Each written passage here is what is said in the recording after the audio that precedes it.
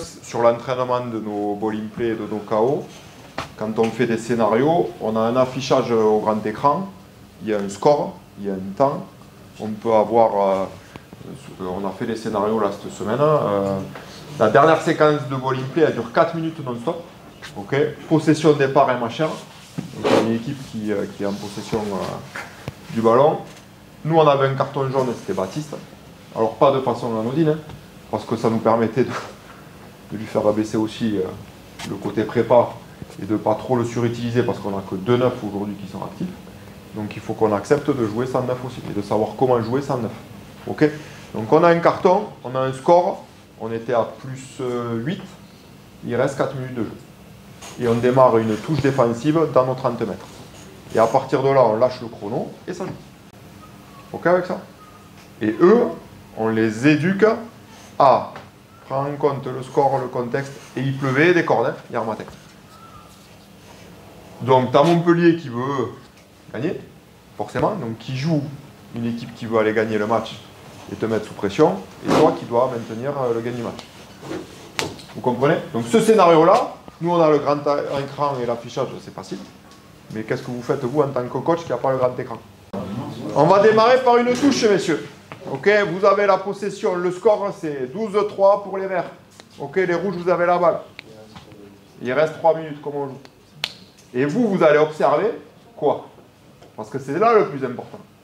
C'est vous, une fois que vous avez mis votre triangle magique sur le terrain, environnement, tâche, contexte, joueur, qu'est-ce que vous observez? Ce qu'on a fait sur les vidéos juste avant. Exactement.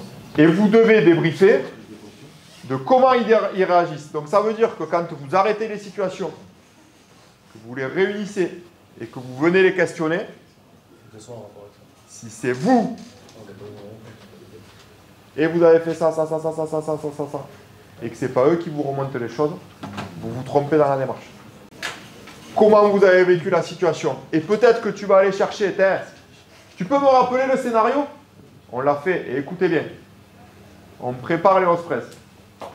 Match de quart de finale, on est d'accord? Tu gagnes, tu perds. Je crée le scénario, dernier scénario. On gagne 3 essais à 1.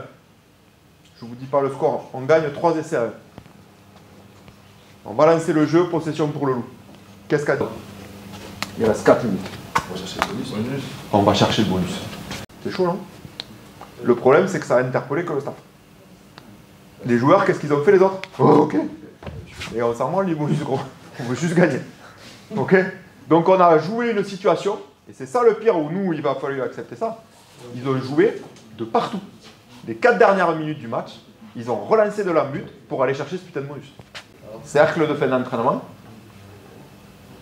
Les gars, on n'est plus en match de poule. Ouais, sur un match sec. Match sec, le bonus, on s'en bat les couilles.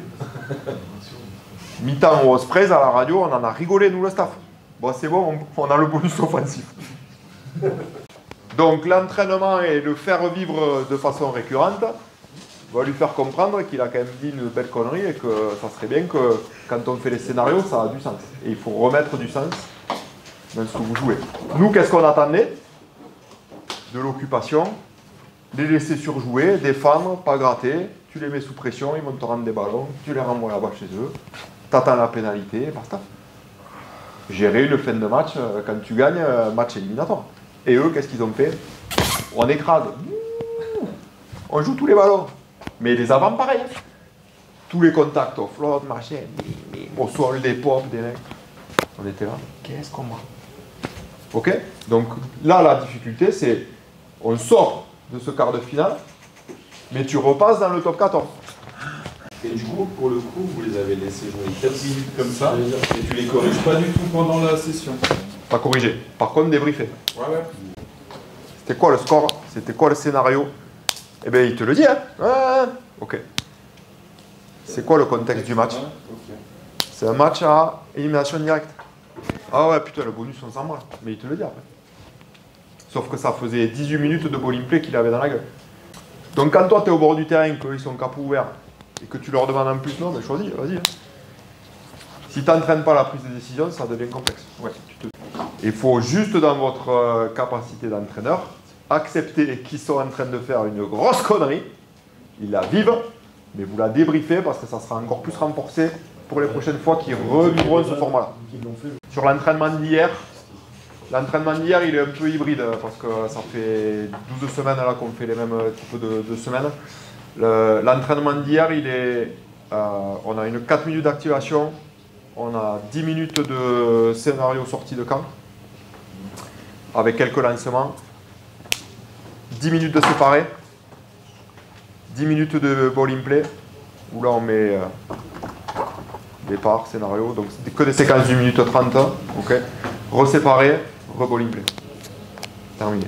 1h10 d'entraînement. Nous, les scénarios, ils sont là pour que nos leaders prennent des décisions. C'est-à-dire que si lui, il dit on va chercher le bonus, le leader de touche, il n'annonce peut-être pas la même touche que si on lui dit on garde à kicker. Tu vois? Donc ça impacte tout le monde. Hein. Sauf que derrière, il y a les soldats aussi qui doivent exécuter.